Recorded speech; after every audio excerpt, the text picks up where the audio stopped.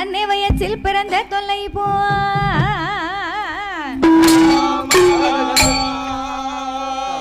போகா துயரம் போகுனமான் மருனை கோபுரத்துள்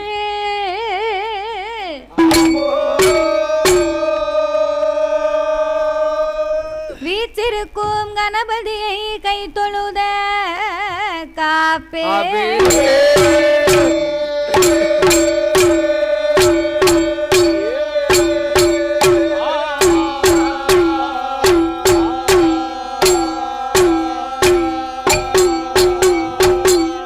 வாக்குண்டாம் நல்ல மனதுண்டாம் மாமலராய் நூக்குண்டாம் மேனி நொடுங்காதே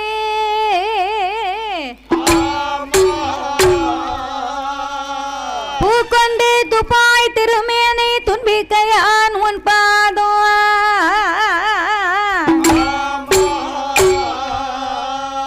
தப்பாமல் சார்பார் தமக்கே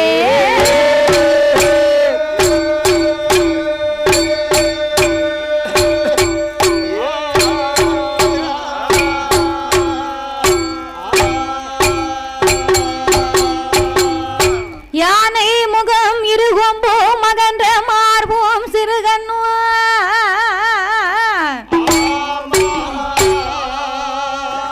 பானை போல் பெருவயரும் பங்கான பொன்பு நூலழகோ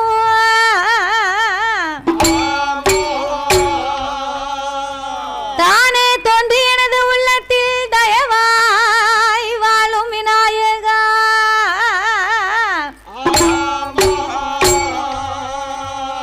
நானே உமது பாதம் பணிவேன் என் நாவில் வந்துதிப்பாய் ஓம் கணபதி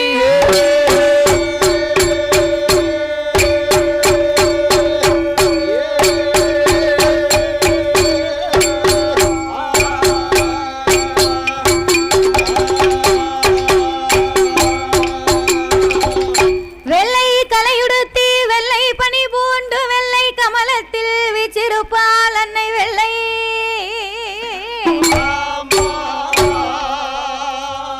வெள்ளை அரியாசனத்திலே அரசரோடு என்னை சரியாசனத்தில் வைத்த எந்தாய்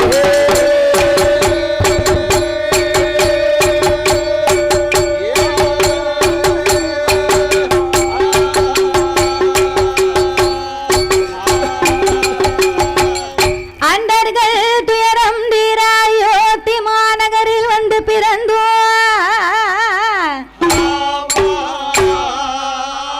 தண்டகாருணியம் சென்றே சமுத்திரத்தை ஓரணையாகவே கட்டி கொண்டல் ராவணனை மாய்க்க கோதண்டம் கையில் ஏந்தோ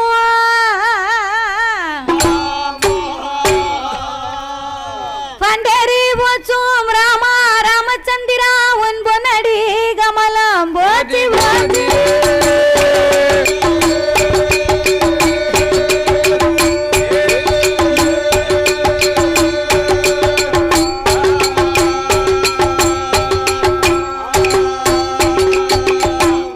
வெள்ளை கலையுடுத்தி வெள்ளை பனி பூண்டு வெள்ளை கமலத்தில் வீச்சிருப்பால் அன்னை வெள்ளை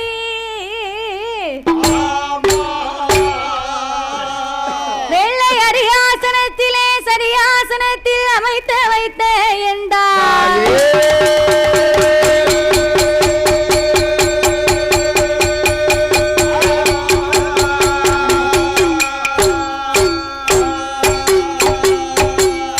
சுந்தரி சௌந்தரி நிரந்தரி ஆமையா சோதியாய் நின்ற உமையே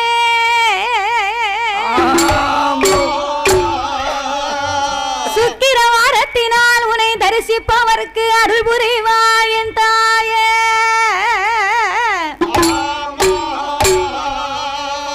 அத்தி வரதண்டங்கை சக்தி சிவன் ரூபமதி அடியால் நான் சொல்ல திறமோ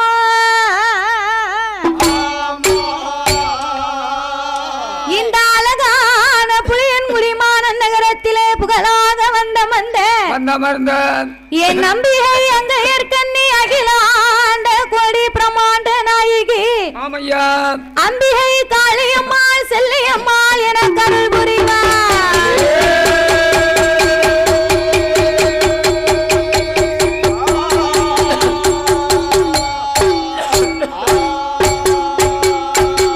சம்போ அறிவோம் நாமே சிவாய் வேத விநாயகா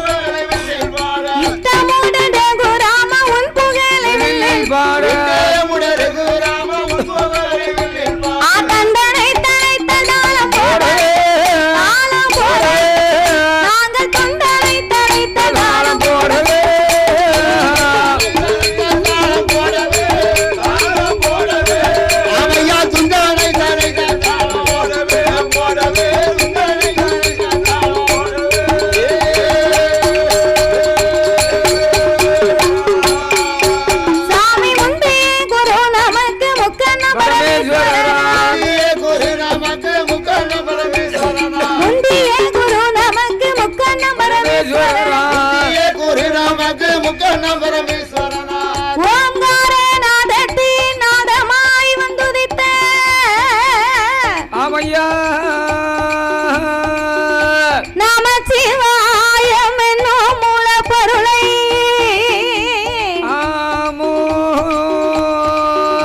கனவிலையும் நினைவிலையும் என்னாலும் நான் வரவே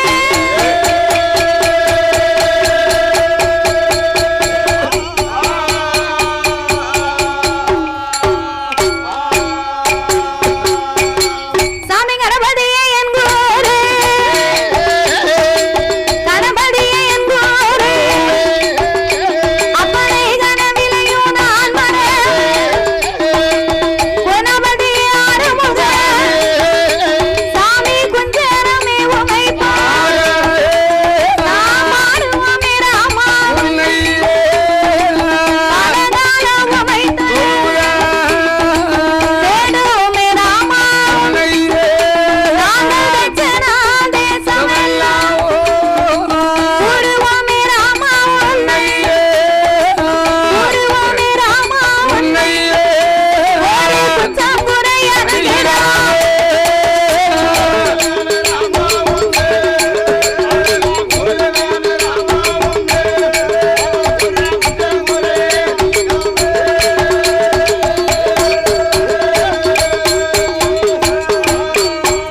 சாமி ஆதியில வேதனா ஆதியில வேதனா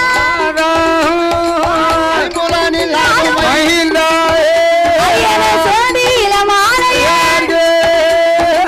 ஒன்றாமல் நின்ற அடிமுடியும் தேவித்தா அம்பலமான திருப்பாதே நீ நல்ல அருமை நானலாம் சாமி நந்திலையை குடமாற்றி வெள்ளியத்து ராமர்மா இருகையில வீசுகோ ராமா உந்தன் சொல்லை நாங்கள் உந்தன் சொல்லை நாங்கள் எனக்கு துணை இருப்பாய் அரிதா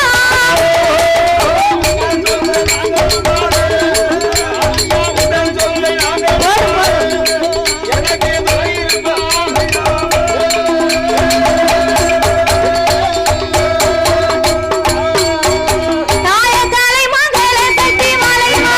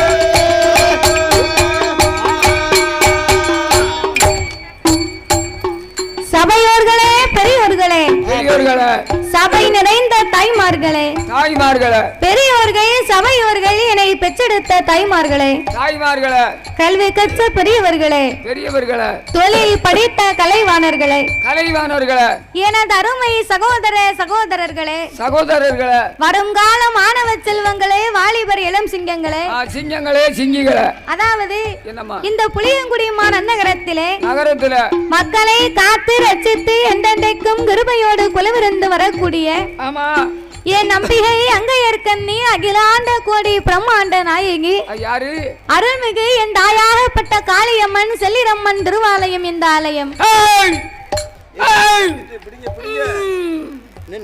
தாத்தா ரொம்ப முக்காத, ரொம்ப முக்குனா குளத்துக்கு தான் போனுங்க, வர முடியாது. குளிச்சு 3 மாசம் ஆச்சு. கிண்டல் பண்ணாதங்க. தாய் வந்து என்கிட்ட அமர்ந்திருக்கா. வராதன்னு நானே நுஞ்சு கிடக்கேன். நேத்து வேலூர் முந்தானத்து வேலூர் போயிட்டு நேத்து மெட்ராஸ் வந்தேன். வேலூர் செயல இருந்து மேல வராதுன்னு சொன்னேன். அப்படி இருந்தும் நான் இருக்க பக்தியை வச்சு அந்த தாயை என் மேல உடப்புந்துட்டா. நக்கல் பண்ணுதியா? நீ இருக்க பக்தியை பார்த்துட்டா உங்ககிட்ட வருவா? 3 மாசம் குளியாம இருக்காரு. அப்ப செக்கப் தான் கூட்டு பெரிய நல்ல டாக்டருக்கு பாரு. தண்ணியில கண்டம் முன்னே டாக்டர் சொன்னாருன்ட்டு சுவாசிக்கார் சொன்னாருன்ட்டு 3 மாசம் குளிக்காம இருக்காரு. அப்படியா? துண்ட நினைச்சு துடைச்சுக்கிட்டு வரேன். ஆமா. அப்பேற்பட்ட என் தாயாகப்பட்ட காளியம்மன் செல்லிரம்மன் திருவாலயம் இந்த ஆலயம். அப்பேற்பட்ட இந்த அம்மாளுடைய ஆலயத்திலே ஆடி மாத கொடை விழா பெரும் விழாவாகவே நடந்து வருகின்றது. இந்த ஆலயத்திலே இன்றைக்கு ஒரு நிகழ்ச்சிக்காக முதலாம் நாள் திருவிழாவாக நாமளுடைய வெள்ளி செய்யவே அன்போடு இங்கு வரவழைத்து உள்ளார்கள். நாமளை வரவழைத்த அனைத்து அன்பு உள்ளத்திற்கும் நாங்கள் நன்றியை தெரிவித்துக் கொண்டு அதாவது எந்த ஒரு ஆலயத்திலேயுமே முதலாகவே வெள்ளி ஒன்று ஆரம்பிக்கிறோம்னா அது எந்த ஒரு கோவிலா இருந்தாலும் எத்தனை பெரிய தெய்வமாக இருந்தாலும் அந்த ஆலயத்திலே முதலாகவே சாஸ்தா கதையைத்தான் ஆரம்பிக்க வேண்டுமா? அவருக்கு மட்டும் ஆரம்பிக்கணும். ஏன் அவருக்கு மட்டும் முதலாக பாடுகிறோம் தெரியுமா? எதற்காக? அகில உலகத்திலே கலியுக தெய்வமாகவே வந்து பிறந்தவர் ஐயனார் ஒருவர் தான். அவர் ஒருவர் தான். அப்படின்னா நம்மெல்லாம் தாய்க்கும் தந்தைக்கும் வந்து பிறந்த சாதாரணப்பட்ட மானிட மனுக்கள். ஆனால் என் தருமஞான சாஸ்தா அப்படி அல்ல, கிடையாது. அரிக்கும் சிவனுக்கும் ஆணுக்கும் அப்பாவுக்கும் பிறந்த பிள்ளை. அப்பேற்பட்ட சாஸ்தா ஐயனார் வந்து பிறந்தாத்தான் அனைத்து தெய்வங்களுமே இந்த ஆலயத்திற்கு வருமா? அப்படி சாஸ்தா பிறக்கலைன்னா என்ன ஆகும்? இந்த மாதிரி புளியங்குடி பைபாஸ் ரோட்ல போய் குத்தாலம் போய் சித்திர சபாபதியிலே போய் அமர்ந்து சித்திர சபாபதியில அமர்ந்து அங்கே இருந்துக்கிடுவாரு. அதனால ஆலயத்துக்குள்ளே பரிவார தெய்வங்கள் எல்லாம் வரணுமானா சாஸ்தா வந்து பிறக்கணும். அவர் பிறக்கணும். சாஸ்தாவின் திரு கதைகளை 4 வார்த்தையில் சுருக்க கூறி முடித்து விட்டு இன்றைக்கு ஒரு நேர நிகழ்ச்சியாக இருப்பதனால என் காளியம்மனின் திருப்புகளையே நாங்கள் பாட இருக்கின்றோம். அம்பாள் புகழை பாட இருக்கிறோம். பாடும் பாட்டிலே பலது குச்சங்கள் இருந்தாலும் சொல் குச்சங்கள், இசை குச்சங்கள், கலை குச்சங்கள். எங்கள் கதையிலே பொருள் குச்சங்கள், சாரீர குச்சங்குறை இருந்தாலும் சரீர குச்சங்குறை இருந்தாலும் எங்கள் ஆட்கள் அடி தாளங்களில் ஒரு குறைகள் இருந்தாலும் முன் சொல் பின்னால் வந்திடலாம், பின் சொல் முன்னால் வந்திடலாம். அறிந்து பாடினாலும் அறியாமல் பாடினாலும் தெரிந்து பாடினாலும் எங்களுக்கு தெரியாமல் பாடினாலும் எங்களுக்கு முன்பாகவே இந்த ஆலயத்திற்கு எத்தனையோ பெரிய பெரிய புலவர்கள், பேரறிஞர்கள், கவிஞர்கள் எல்லாம் வந்து பாடி இருக்கலாம். ஆன போதிலும் அடியால் நான் ஒரு சிறு குழந்தை. உங்கள் வீட்டு பிள்ளையாகிய நான் மாதவி.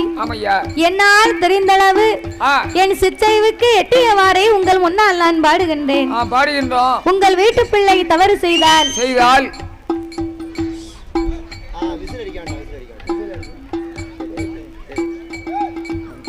உங்கள் வீட்டு பிள்ளையை தவறு செய்தால் அதனை எப்படி வீட்டிற்கு அழைத்து சென்று அன்போடு ஆதரிப்பீர்களோ அதுபோல் எங்கள் 6 பேர்களையுமே ஆதரிக்குமாறு கேட்டுக்கொள்கிறோம். பாடி மடி மான் மழுவா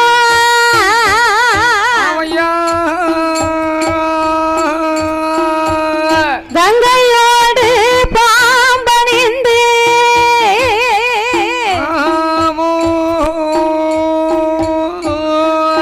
பார்வதியை மனம் புரிந்த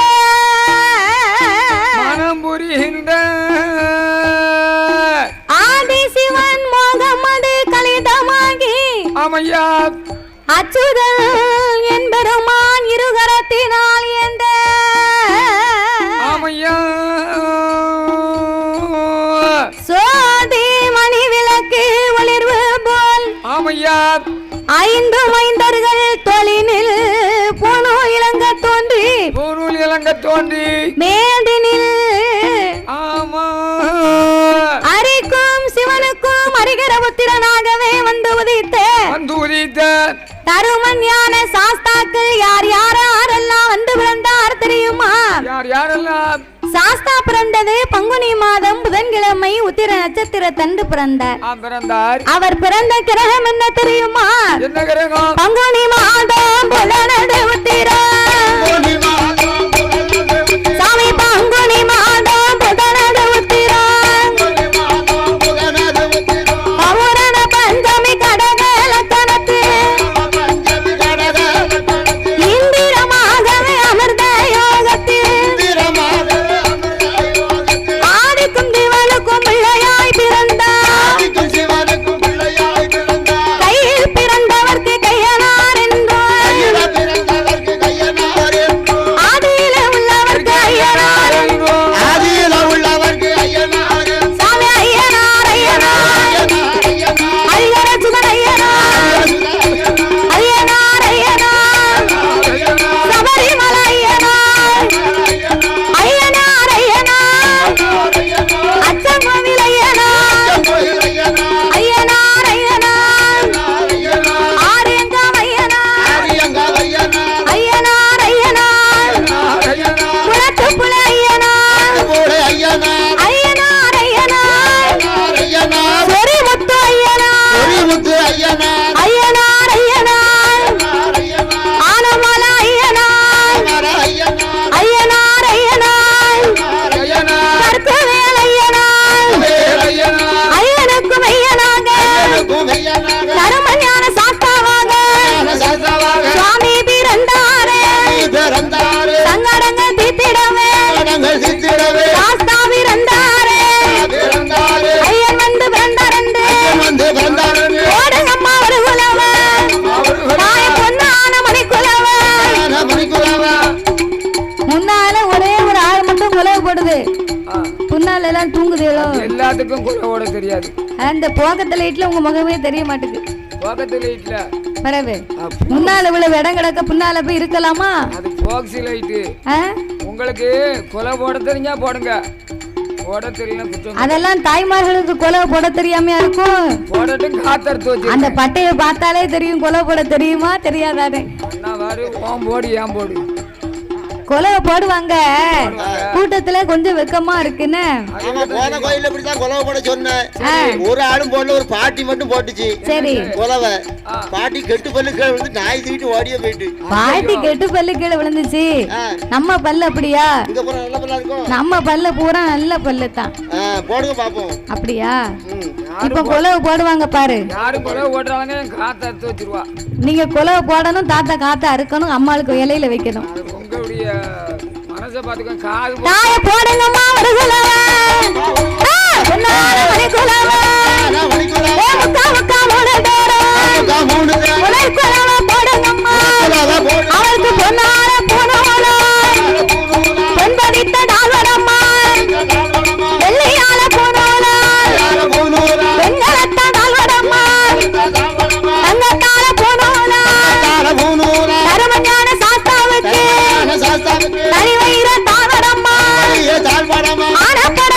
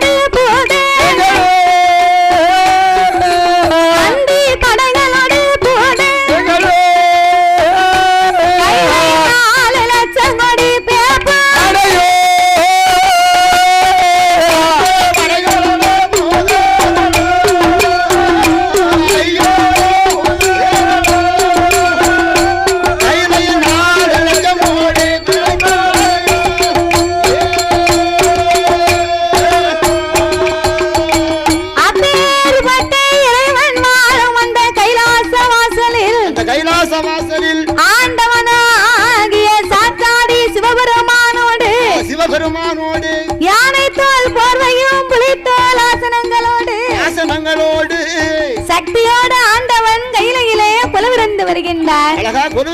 அப்படி குலவிருக்கும் இறைவனாகிய சிவபெருமான் 14 உலகத்தையும் இறைவன் படைத்து 224 புவனங்களையும் ஆண்டவன் படைத்தார்.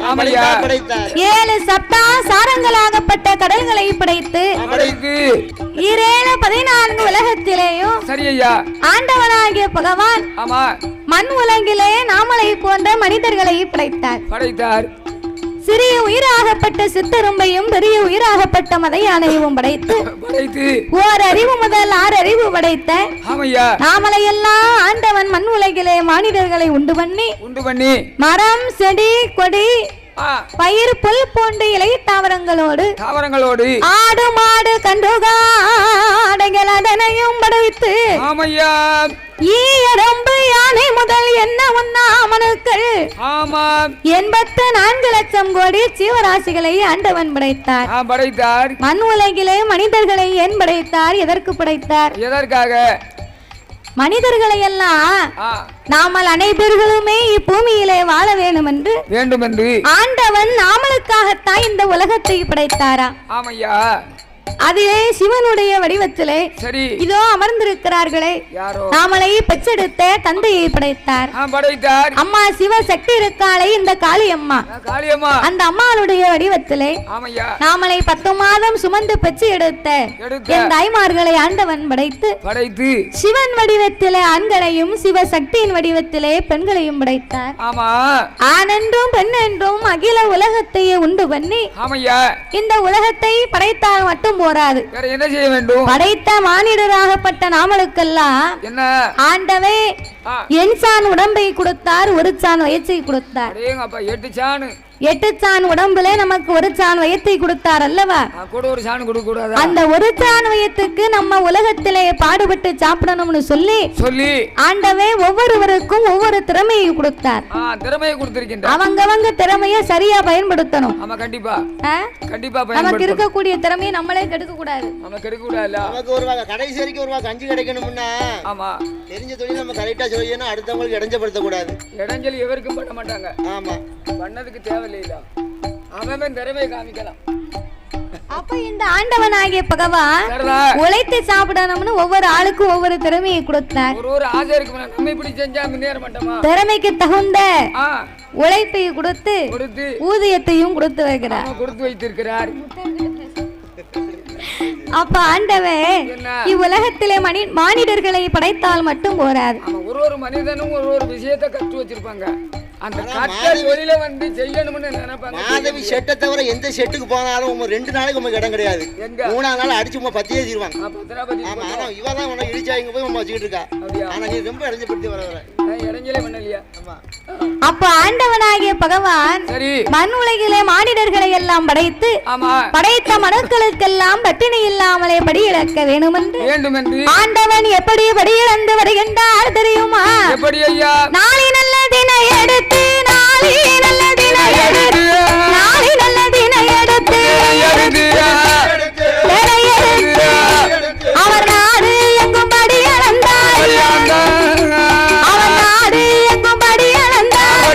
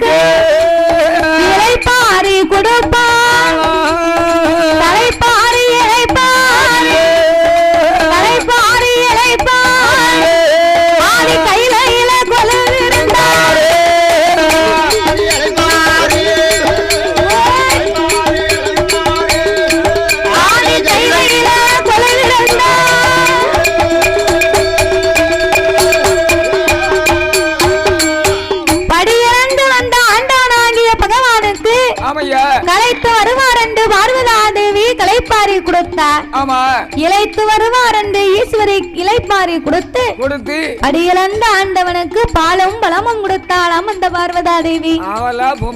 அதாவது ஆனா பிறந்தவரு காட்டுக்கு போய் வேலைக்கு போயிட்டு வீட்டுக்கு வந்தார்னா பெண்ணா பிறந்தவங்க அந்த காலம் எதிர்பார்த்து நிப்பாங்களாம். அதிகாரி எப்ப வருவாருன்னு ஒரு சொம்பு நிறைய தண்ணியை கொண்டு அவர் வரும்போது சிறுத்த முகம் ஸ்ரீதேவியா நின்னு ஒரு சொம்பு தண்ணியை கொடுத்தா அந்த ஐயா தண்ணியை வாங்கி குடிச்ச உடனே அவர் உடம்பும் குளிர்ந்தும் மனசும் குளிர்ந்துருமா. ஆமா, காட்டுக்கு போயிட்டு வந்தவருக்கு களைப்பெல்லாம் காத்தா பறந்துருமா. தண்ணிய குடிச்ச உடனே ஏப்பம் வந்துரும்.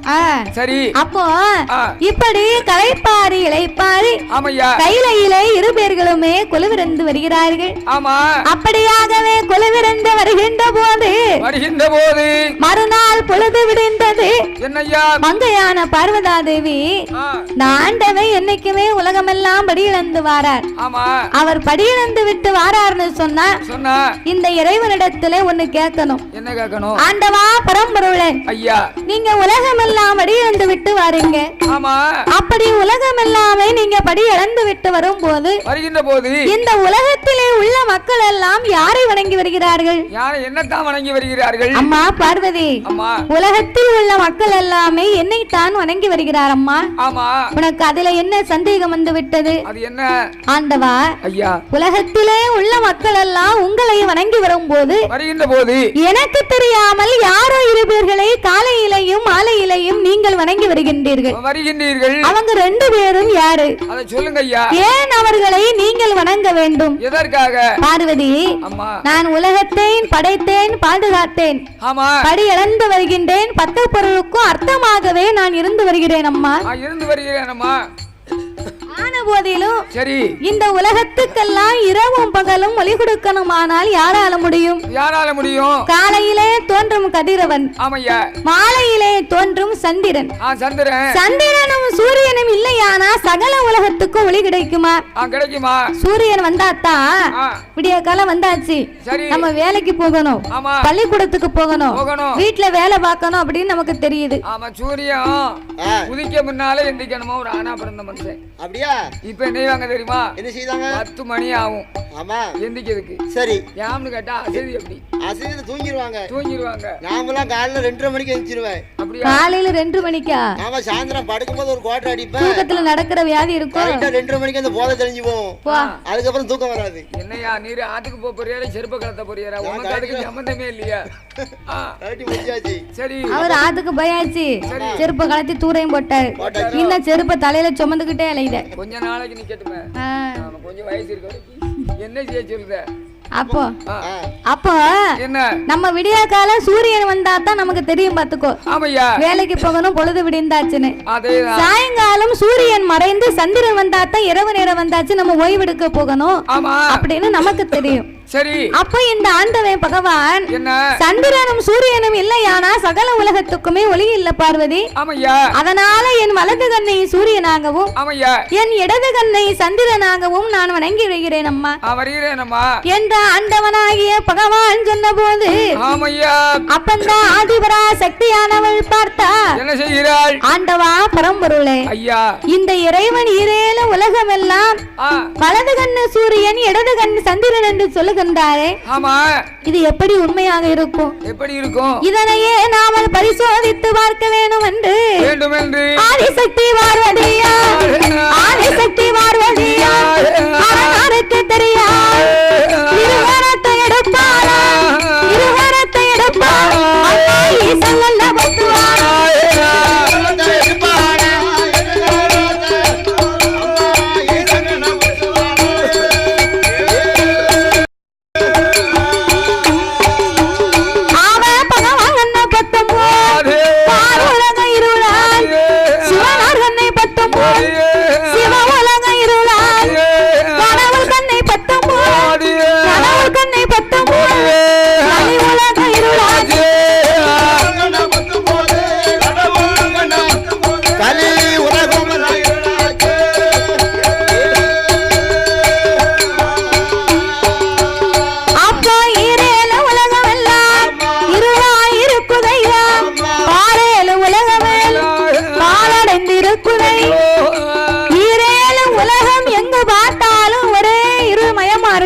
ஆமா உலகமே இருட்டா இருந்தா நம்மளால என்னமோ செய்ய முடியுமா? எதுவும் செய்ய முடியாது. எந்த வேலையுமே பார்க்க முடியாது. ஒரு வேலையும் பார்க்க முடியாது. பிறகு எப்ப பார்த்தாலும் ஒரே இருட்டா இருந்தா அதுல என்ன செய்ய முடியும்? இருட்டுக்குள்ள ஒரே ஒரு வேலை மாத்திரம் பார்க்கலாம். விடிஞ்சாத்தானே எந்த வேலைக்கு காட்டாமல காட்டு கஞ்சி வேலைக்கு போலாம், வரலாம், வீட்டுக்கு வரலாம். ஆமா ஒரே இருட்டா இருந்தா எங்க போக முடியும்? ஒரே இருட்டுல ஒரு வேலை மாத்திரம் பார்க்கலாம். இருட்டுக்குள்ள என்ன வேலை பார்க்கலாம்? அப்படி நல்லா உறங்கலாம். நல்லா உறங்கலாமா? உறங்கணும்னா கூட அதுக்கு காத்தாடி வேணும்யா. ஓ, காத்தாடி வேணுமோ? காத்தாடி இல்லாம கண்ணு அவியுமா? காத்தாடி இல்லாம தூக்கமே வராது. பிறகு ஆமா. அப்போ இந்த உலகமே இருட்டா இருந்தா நம்ம வீட்டுல தாய்மார்களுக்கு கொஞ்ச நேரம் கரண்ட் இல்லாமலே நம்மளால இருக்க முடியாது. பிறகு காலையில எழுந்தரித்து இந்த அம்மா காட்டுக்கு போறவருக்கு சாப்பாடு ஆக்கி கொடுக்கணும்னு வை. அதுக்கு என்ன செய்யணும்? அதுக்கு இப்ப கரண்ட் வேணும். கரண்ட் வேணும்னா எப்படி? அப்ப பூரா சாப்பாடு சாப்பிட்டாங்க, அம்மி இருந்துச்சு. ஆனா இப்ப அப்படி இல்ல. ஆமா, விடிய காலை இந்த பிள்ளைகளுக்கு தோசை இட்லியை செஞ்சு கொடுக்கணும்னா நைட்டே ஃப்ரிட்ஜ்ல தோசை மாவு வாங்கி போட்டுக்கிடுவா. ஆமா, மாவு பாக்கெட் வாங்கி போடுதான்னா சரி. அப்ப பூரா அந்த ஆட்டு உரல் இருந்துச்சு. ஆட்டு உரல்ல மாவாட்டி அத 4 நாளைக்கு வச்சு சுட்டு சாப்பிட்டா அந்த தோசை அப்படி மணக்குமா. ஆட்டு உரல்ல ஆட்டும் போது வலது கைட்டு குழவியை பிடிக்கணும். பிடிச்சிட்டு இடது கைட்ட மாவை தள்ளி தோசை மாவாட்டினா என்னமா மணக்கும்? அதாவது இப்படி இடது கைட்டு இந்த கை தான் விளங்கும்னா விளங்குற கையை தானே உபயோகப்படுத்த முடியும். ஆட்டிக்கிட்டு சரி இப்படி தள்ளி விடிய காலம் உப்ப போட்டு இந்த கைட்டே பிணையணும். கலக்கணும் கலக்கி சரி நல்ல கை இது. மணக்குமோ பீச்சாங்கிட்ட மாவாட்டி அதை உப்பு போட்டு அதே கைட்ட பிணைஞ்சு அதே கைட்ட தோசை சுடணுமா? விளங்குற கையை தான் உபயோகப்படுத்த முடியும். ஒரு ஆளுக்கு இடது கை விளங்கும், ஒரு ஆளுக்கு வலது கை விளங்கும். அது எல்லாத்துக்கும் அதை யூஸ் பண்ண முடியுமா அந்த கைய? அப்ப அந்த மாவை வலிச்சு சரி விடிய காலம் பிணைஞ்சு தோசை கல்லுல ஊத்தி சுட்டு பாரு எப்படி இருக்கும். சாதா தோசையும் அடை தோசை மாதிரி மணக்கும். அது அந்த கையினுடைய பவுஸ் அப்படி. அதை நீ உன் வீட்டுக்காரியும் தான் சாப்பிடணும், வேற ஆளும் சாப்பிட முடியாது. நாங்க உங்ககிட்ட சொன்னா தானே இந்த கைட்டு மாவாட்டினோம்னு. நாங்க வரமாட்டே சொல்லிருப்போம். நான் உன் வீட்டுக்கே வரமாட்டேன், உன் வீட்டுல தோசையும் சாப்பிட மாட்டேன். சாப்பிட மாட்டியோ? சரி. அந்த காலம் பூரா இந்த ஆட்டு உரம் இருந்ததுனால ஆட்டு உரல்ல மாவாட்டி சாப்பிட்டாங்க. அதுக்கு பிறகு இந்த கிரைண்டர் வந்துச்சு. கிரைண்டர் வந்து அதுல கொஞ்ச நாளைக்கு மாவாட்டி பார்த்தா பிறகு இந்த கல்லை தூக்கி கழுவ முடியலையா? அந்த கிரைண்டர் தூக்கி தூர போட்டாச்சு. ஆமா. பிறகு இந்த கவர்மெண்ட்ல இருந்து ஒரு சின்ன கிரைண்டர் ஒண்ணு கொடுத்தாங்க. அது 2 பைதா மாதிரி இருக்கும் பாத்துக்கோ, சின்ன கிரைண்டர். அத வச்சு மாவாட்டிக்கிட்டு இருந்தா கொஞ்ச நாளைக்கு அது மாவு ஆட்டிக்கிட்டே இருக்கு, திடீர்னு ரிப்பேரா போகுது. ஆமா, அப்படின்னு அதை தூக்கி 50 ரூபாய்க்கு கடையில போட்டாச்சு. பிறகு இந்த வியாபாரம் பார்க்கணும்னு ஆசைப்படுகிறவங்க இந்த கல்ல தூக்கி கழுவி வீட்டுல மாவாட்டி தோசை மாவை பாக்கெட்ல ஊத்தி தோசை மாவு இப்ப தெருவுல விக்கி. ஆமா, மாவுன்னு ஆமா, அது 20 ரூபாய்க்கு, 25 ரூபாய்க்கு, 30 ரூபாய்க்கு, 40 ரூபாய்க்கு, 50 ரூபாய் வரைக்கும் விக்கி ஒரு பாக்கெட் மாவு. எவ்வளவு தேவையோ ஆளை கணக்கு பண்ணி வாங்கிக்கலாம். ஆமா, 1 கிலோ அரிசியை வாங்கி அதுக்கு 300 உளுந்த போட்டு அது நல்லா நனைய போட்டு கிரைண்டர்ல கரண்ட் செலவு பண்ணி அரைச்சி பட்ஜெட் கணக்கு பண்ணி பார்க்கும்போது ரொம்ப நஷ்டமாகுது. பட்ஜெட் கணக்கு ரொம்ப அதிகமாகுது. மாவு பாக்கெட் வாங்கிட்டோம்னா ஒரு இல்ல, அது ஒரு இல்ல. அவர் எப்படி ஆட்டினாரோ எதை போட்டாரு தாத்தா மாதிரி ஆட்டினா என்ன செய்ய முடியும்? அதுக்கு யாரு என்ன செய்ய முடியும்? தாத்தாவுக்கு அந்த கை விளங்குச்சு அப்படி ஆட்டினேன். அத மாதிரி எல்லாருக்கும் இருந்தா என்னைய சரிதானே, ரொம்ப நல்லா இருக்கும் உடம்புக்கு, சூப்பரா இருக்கும். அப்ப அந்த தோசை மாவு பாக்கெட்டை பிரிட்ஜ்ல போட்டு சரி விடியாக்கால எந்திரிச்சு அந்த தோசையை சுட்டு இட்லி அவிச்சு. தோசையை சுட்டு? ஆமா, தோசையை சுட்டு இட்லி அவிச்சு. ஆமா, சரியா தானே சொன்னேன்? அப்போ அதுக்கு சட்னி வைக்கணும் பாத்தியா? தேங்காவை சில்லு போட்டு அதை மிக்ஸி ஜார்ல அள்ளி போட்டிருப்பா. அப்ப பூரா அந்த அம்மி இருந்துச்சு, அம்மியில வச்சு அரைச்சா தேங்காய் மையா அரைப்படும். தாளிச்சு ஊத்துனா சாயங்காலம் விடியாக்கால வரைக்கும் கெட்டு போவாது அங்க சட்னி. ஆனா இப்போ அம்மியில இழுத்து அரைக்க யாருக்கும் கெதியும் இல்ல. அப்படி அம்மியில அரைக்கணும்னு சில பேர் ஆசைப்படுவாங்க. ஆசைப்பட்டாலும் தேங்காவை சில்லு போட்டு ஒரு சில்லு அம்மியில வச்சு குழவிய தூக்கி ஒரு போடுதான் போடுவா. தேங்காய் தெரிச்சு தெருவுக்கு போயிரும். அதை என்னைக்கு தேடி பிறக்க அதுக்குன்னு இப்ப மிக்ஸி வந்தாச்சு. வந்தாச்சு. அம்மியை தூக்கி வீட்டுக்கு பின்னால கொல்லப்புறத்துல போட்டிருக்கா. எதுக்கு போட்டிருக்கு? துணி துவைக்க. நல்லா அழுக்கு போகும். அம்மியில அடிச்சா நல்லா அழுக்கு போகுமா? யோசனை நல்லா இருக்கு. அதுக்கு தான் வச்சிருக்காங்க இப்போ. அதேதான். அப்ப இந்த மிக்ஸில போட்டிருக்கா பாத்தியா? அந்த மிக்ஸி சார்ல அள்ளி போட்டு மிக்ஸில வச்சு சரி சுவிட்சில போடணும். அப்பந்தான் கைய கொண்டு வப்பா பாத்துக்கோ. என்ன நடக்கும்? படக்குற கரண்ட் போயிடும். கரண்ட் போன உடனே என்ன ஆகும்? இந்த அம்மாவுக்கு கோவம் வந்துடும். அவளுக்கு வரும் பாரு கோவம். பேடியில போவான் கரண்ட். இப்ப பாக்க லயனை உருவிட்டான கொல்லையில போவான். இனிமே நான் என்னைக்கு இந்த சட்னியை வச்சு சாப்பிடுவேன் அப்படின்னு ஏசுவாங்க பேசுவாங்க. அந்த ஒயர்மேனு அவர் எங்க இருந்து மேல தொங்கிக்கிட்டு அந்த ஒயரை கனெக்ஷன் பண்ணிக்கிட்டு இருக்காரோ கஷ்டப்படுவாரு. அதெல்லாம் இந்த அம்மாளுக்கு தெரியுமா? வீட்டுக்குள்ள தெரியுமா? அது தெரியாம இவ பேசுவா ஏசுவா. பிறகு அப்போ கொஞ்ச நேரம் கரண்ட் இல்லாமலே இருக்க முடியலையே. உலகமே இருட்டா இருந்தா நம்மளால ஒண்ணுமே செய்ய முடியாது. அதனால இந்த ஆண்டவனாகிய பகவான் உலகத்து மக்களுக்கெல்லாம் ஒளி கொடுக்க வேண்டும் என்று நமக்கு இருக்கக்கூடிய 2 கண்கள் மட்டும் தானே இவளுக்கு தெரியும். சிவபெருமானுக்கு 3வது கண் நெற்றிக்கண் ஒண்ணு உண்டு.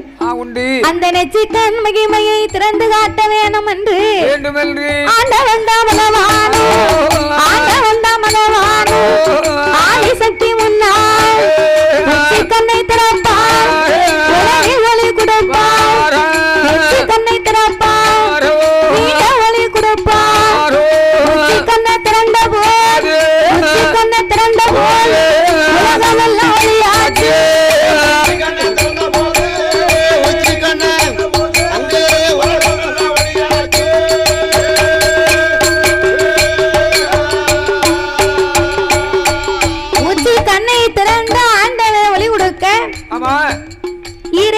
உலகம் எங்கு பார்த்தாலும் இருள் நீங்கி ஒளிமயமா தெரியுது. அப்ப ஒளிமயமாகவே இருந்த உடனே ஆண்டவனார் உச்சி கண்ணில இருந்த அக்கினி பொறிகள் பறந்து அதிலே இருந்த ஆங்கார ஓங்கார வடிவங்களை கொண்டு காளி அம்சத்திலே வீர செருவத்தோடு ஓர் அழகான பெண் வந்து பிறந்தார். ஆண்டவன் அப்பெண்ணை வரவழைத்து ஆட வேண்டாம் ஆட வேண்டாம் ஆட வேண்டாம் ஆட வேண்டாம் ஆடாளி போட வேண்டும். உச்சி கண்ணி பிறந்ததால் உச்சி கண்ணி பிறந்ததால் தாய உச்சினி மாகாளி அம்மா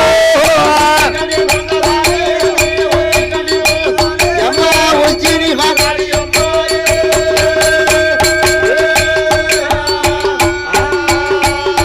உச்சி கண்ணிலே நீ காளி அம்சங்களாகவே பிறந்ததினாலே உலக சக்தி உச்சினி மாகாளி அம்மா உன் பெயர் என்று வரம் கொடுத்த ஆண்டவன் வடக்கு வாசல் கோட்டையிலே அமர வைக்க அவர் ஆங்காரம் கொண்டு கண்ணை திறந்தார் பாருங்க. அந்த அக்கினியின் வெக்கையை தாங்க முடியாமல் சிவனுக்கு அங்கமெல்லாம் வேர்த்து ஆவி தனலாகி கடவுளால் வேர்வையாகப்பட்டது காட்டாச்சு வெள்ளமாகவே கரை புரண்டு வருகின்றது.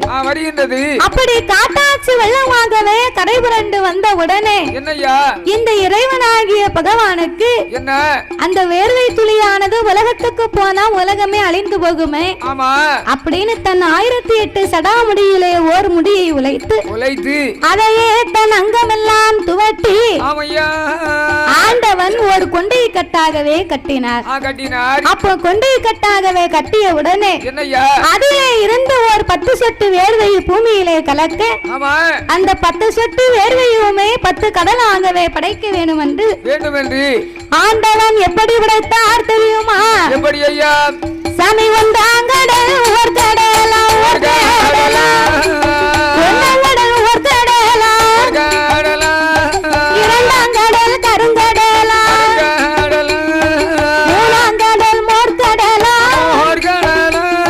நாலாம் கடல் நல்ல தண்ணி ஐந்தாம் கடல் அலைகடலா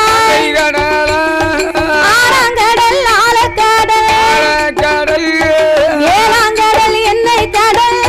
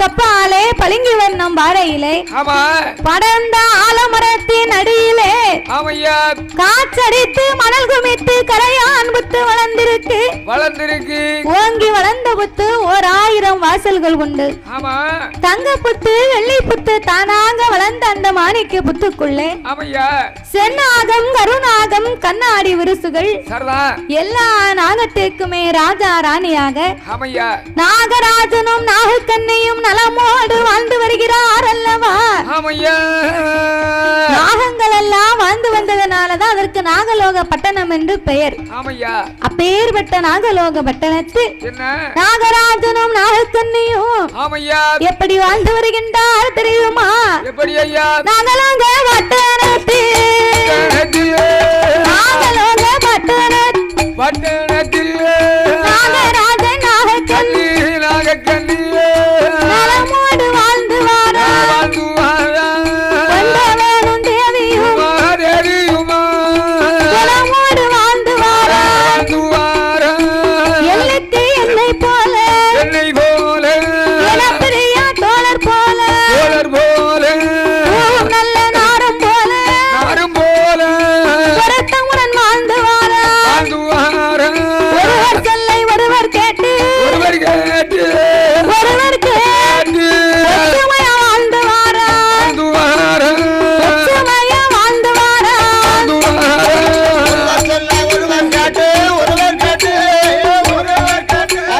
ஒற்றுமையா வாழ்ந்து ஒற்றுமையா வாழ்ந்து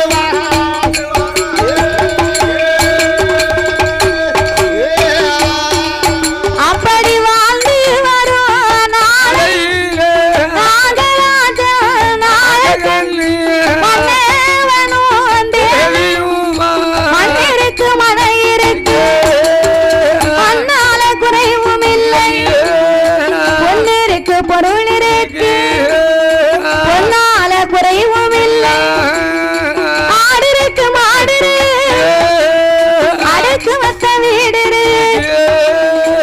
ஏழரையன் கோபுரம் எதிரே ஒரு மண்டபம் சூழலையும் அஞ்சனம் சுத்தி கட்டும் மாளிகை மண்டபம் மடப்பொழி அங்கனம் பொங்கல் தின அடுக்கடுக்க மேடைகள் ஆடை கட்டும் காவடி அசைந்திருக்க மண்டபம் குதிரை கட்டும் தாழ்வடம் குதிரை கட்டும் தாழ்வடம் கொட்டார சாவடியா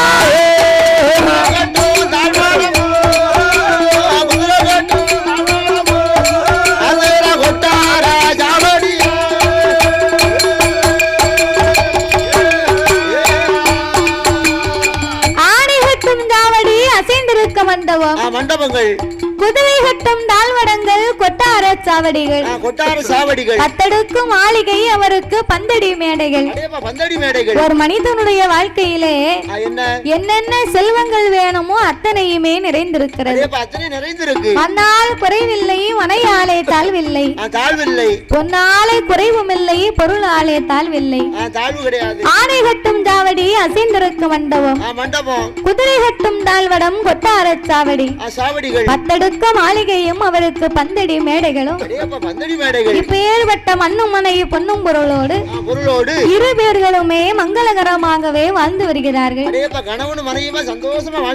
கணவன் மனைவியானால் கணவன் சொல்லை மனைவி கேட்கணும் மனைவியின் சொல்லை கணவன் கேட்கணும் ஒருவருக்கொருவர் ஒற்றுமையாகவே விட்டு கொடுத்து வாழ வேண்டும் ஏன் கேட்க மாட்டுக்கா முன்னாடி வந்து ரொம்ப நாளா கேட்டா இப்போ 4-5 வருஷமா ஏன்னு கேட்கவே மாட்டேக்கா ஏன் கேட்க மாட்டோம்க்கா நான் வந்து என் சவலப்பாடி வெளிநாட்டுல இருக்காரு என் சவலப்பாடி வெளிநாட்டுல இருக்காரு சரி இருக்கட்டும் என் குழந்தையா பக்கத்து ஊர்ல இருக்கா இருக்கட்டும் அவளுக்கு அடிக்கடி வாரத்துக்கு 2 வாட்டி போய் இந்த அரிசி பருப்பு வாங்கி போட்டு வருவேன் வேற ஆள் இல்லையோ வேற ஆள் கிடையாதுல்ல அப்படியா குழந்தையாளுக்கு அப்போ உன் பேச்ச கேப்பாளா அப்போ உன் தம்பி சொன்னாதான் அவ கேப்பா அவன் தம்பி சொன்னதான் கேட்கா சொன்னாலும் உங்களுக்கு ஒண்ணும் தெரியாது, நீங்க சும்மா இருங்க. சரிதான். உங்க தம்பி சொல்லட்டும் அப்படிங்க. ஆமாடா, அவர் வந்து கொஞ்சம் ஆள் நல்லா இருப்பாரு. அவன் வந்து கொஞ்சம் வளர்ந்த ஆளு, கொஞ்சம் கனமான ஆள் தான். சரிதான். அதனால என் தம்பி பேச்ச கேட்கா, நம்ம பேச்ச கேட்க மாட்டேங்கா. நீ பிற அங்க நோடி லாந்தனா பிற இவ இன்னிவா இவன் கூடி லாந்திட்டான், நான் கூடி லாந்தினேன், என் தம்பி கூடி லாந்திட்டான். அப்படியா? ரெண்டு முடியும். அதனால நம்ம முதலாவது நல்லா இருந்தா தான் நம்ம மனைவி முதல்ல நல்லா இருப்பா. கணவனுக்கு நம்ம மனைவி தான் இருக்கிறோம், நம்ம பிள்ளைக்கு தான் இருக்குன்னு நினைக்கணும். மனைவிக்கு நம்ம ஒருவன் தான் இருக்கிறோம், நம்ம தான் நம்ம குடும்பத்தை பார்க்கணும். உனக்கு அக்கறை இருக்கணும். ரெண்டு பேருக்குமே அக்கறை இல்லைன்னா குடும்பம் விளங்குமா? குடும்பம் பஞ்சாயத்து போட்டு கிழக்க போயிட்டு பஞ்சாயத்துக்கு கிழக்க போயிடும். ஆனா நாகராஜனும் நாகக்கண்ணியும் அப்படி இல்லை. ஒருவர் சொல்லை ஒருவர் கேட்டு ஒற்றுமையாகவே இரு பேர்களுமே வாழ்ந்து வருகிறார்கள். வாழ்ந்து வரக்கூடிய அந்த நாகராஜனுக்கும் நாகக்கண்ணிக்கும் 12 வருட காலங்களாக எந்தும் பிள்ளை இல்லாமல் இரு பேர்களுமே மனக்கவலை கொண்டு என்ன செய்கின்றார்? அந்த நாகராஜனும் நாகக்கண்ணியுமாக அவருக்கு 12 வருட காலம் உண்டு இல்லா 30 வருடமாச்சு, 30 வயதுமாச்சு, முடிதறிக்க பிள்ளை இல்லை, 40 வயதுமாச்சு, பிள்ளை இல்லை, 50 வயதுமாச்சு, 50 வயதுமாச்சு, ஒரு ஆணும் இல்லை பெண்ணும் இல்லை.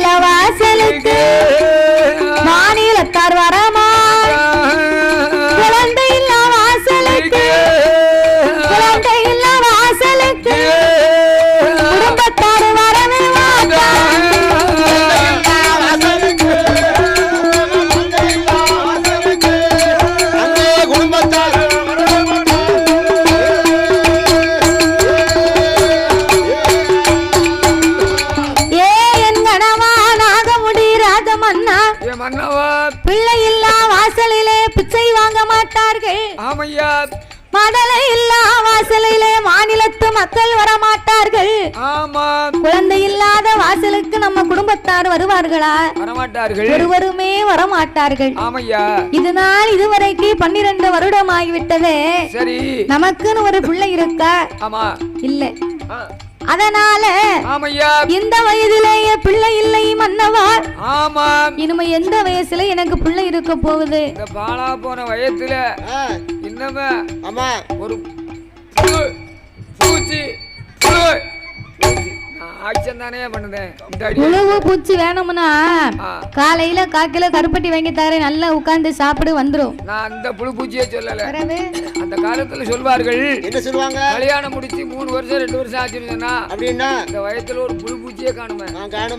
பிள்ளை இல்லைன்னா பெரியவங்க அப்படி புலம்புவாங்க. ஆமா, புழுன்னு சொன்னா ஆம்பளை பையன், ஆம்பளை பிள்ளை. பூச்சின்னு சொன்னா சரி பொம்பளை பிள்ளை, அது பொட்டை பிள்ளை. யாமனு கேட்கணும், இதுக்கு பையன் புழு எப்படி சுருண்டு வருமோ அது மாதிரி வீட்டை சுத்திக்கிட்டே இருப்பான். சரி, ஆம்பளை பிள்ளை நம்மளோட இருக்கும். ஆமா, சரி. பொம்பளை பிள்ளை வந்து வயது வரும்போது அது வந்து பறந்து சென்றும். மாப்பிள்ளை வீட்டுக்கு போயிடும். அது அடுத்த வீட்டு பிள்ளை. அதான் அடுத்த வீட்டு பிள்ளை. சரி, சொல்லுவாங்க, என்னையா உனக்கு எத்தனை பிள்ளைகள் இருக்கு? எனக்கு வந்து 2 பிள்ளை எனக்கு இருக்கு, ஊருக்காரனுக்கு 3 பிள்ளை இருக்கு. என்னையா ஊருக்காரனுக்கு இருக்கு? ஆமா, அப்படிதான் சொல்லணும். கேட்கவங்களும் அப்படித்தான் கேட்பாங்களா? உனக்கு எத்தனை, ஊரானுக்கு எத்தனைன்னு கேட்பாங்களா?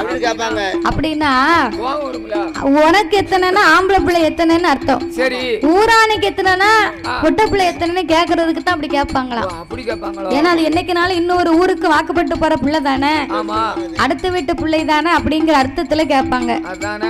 அதனால அது தவறான நினைப்பாங்க. சில பேர் கோவம் வந்து அடிச்சிருவாங்க. முருகமனு இருக்கும் பேரு. ஆமா, அப்ப அந்த புள்ள வந்து வீட்டுல இருக்க வரைக்கும் 3 போடும்.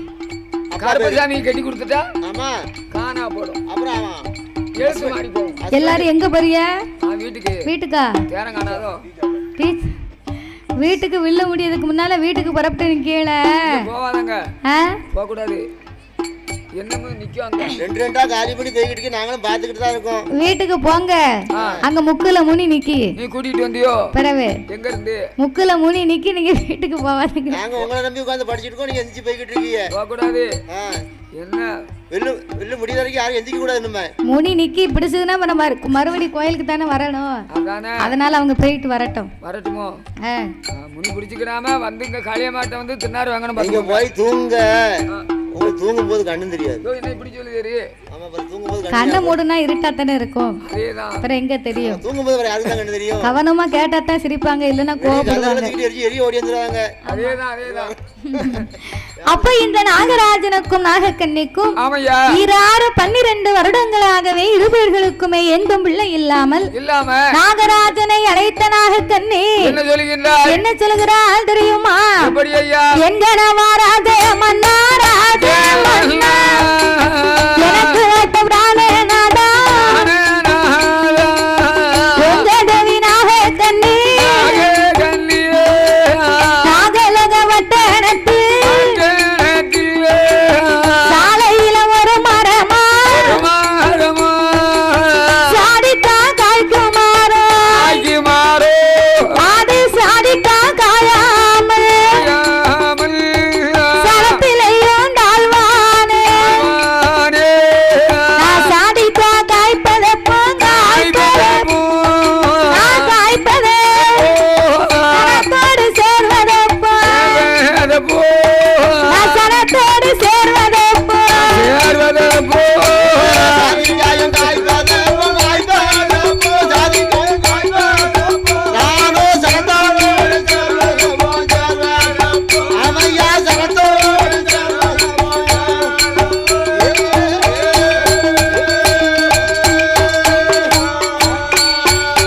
சாமி முற்றத்திலே ஒரு மரம் அது முட்டு முட்டா காய்க்குமா நான் முட்டு முட்டா காயாமல் என் குலத்திலையும் தாழ்வான் என் வாசலிலே ஒரு மரம் அது வன்னிக்கா காய்க்குமா நான் வன்னிக்காயும் காயாமல் நான் வன்னிக்காயும் காயாமல் நான் வலியோருக்கும் தாழ்வான்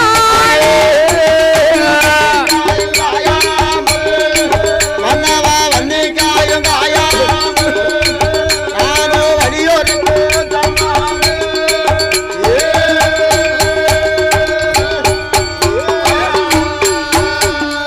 ஏ என் கணவா நாகமுடி ராஜமன்னவா வாசலில் ஒரு மரம் வன்னிக்கா காய்க்கும் மரம் வன்னிக்கா காயாமல் நான் வலியோருக்கும் தாழ்வாகி போனேன் அல்லவா எனக்கு முற்றத்திலே ஒரு மரம் முத்த முத்தாகவே காய்க்கும் மரம் முத்த முத்தா காயாமல் நான் முடியோருக்கும் தாழ்வாகி போனேன் அல்லவா சொல்லி அழுவதை அங்கிட்ட சரி பெண்ணா பிறந்தவன் கட்டி கணவன் நீ சொல்லி அழுவத உங்க அவதைய நானா பிறந்த ஆம்பளை சரி அதிகாலை 5 மணிக்கு எழுந்திரிச்சு சரி டீ கடையில போய் உட்கார்ந்துக்கிட்டு 1க்கு 2 டீயை குடிச்சிட்டு சரிதான் அங்க உள்ள பக்கத்துல டீ குடிச்சிட்டு ஆளுக கிட்ட என்ன எனக்கு பிள்ளை இல்ல எனக்கு கவலை இல்ல குழந்தை இல்ல இல்ல அப்படி சொல்ல முடியுமா அப்படி சொன்னா என்ன செய்வான் பக்கத்துல இருக்கவன் என்ன செய்வாங்க யாரிக்கிட்டு மூஞ்சில துப்பிடுவான் நல்ல வேலை நீ பெண்ணா பிறந்தா சொல்லி அழுவுத சரி நான் ஆனா பிறந்த ஆம்பளை என் மன கவலைய பூரா என் மனசுல வச்சு நீத்திக்கிட்டு இருக்கேன் என்ன செய்ய முடியும் நீ பெண்ணா பிறந்தவன் சொன்னாலும் கடையில போய் நீ சொன்னேன்னு வையி காரி மூஞ்சில மட்டும் துப்ப மாட்டான் என்ன செய்வான் ஏ போல திருக்கு பயல கொஞ்சமாவது உனக்கு அறிவு இருக்காடா ஆம்பளைன்னு நீ வெளியே சொல்லாத ஏல மூத்தவளை கல்யாணம் முடிச்சு 10 வருஷம் ஆகுது அவளுக்கு ஒரு பிள்ளை இல்லன்னா அவளை டைவர்ஸ் பண்ணுடா அவ தங்கச்சி இருக்காளே உன் குழந்தையா அவளை கூட்டிக்கிட்டு வாடா அவளுக்கு ஒரு பிள்ளை இருக்கான்னு பாப்போம் அப்படின்னு இவன் பேசுவான் என்னமோ இவன் வந்து குடும்பம் நடத்த மாதிரி அப்ப 4 பேரு 4 விதமா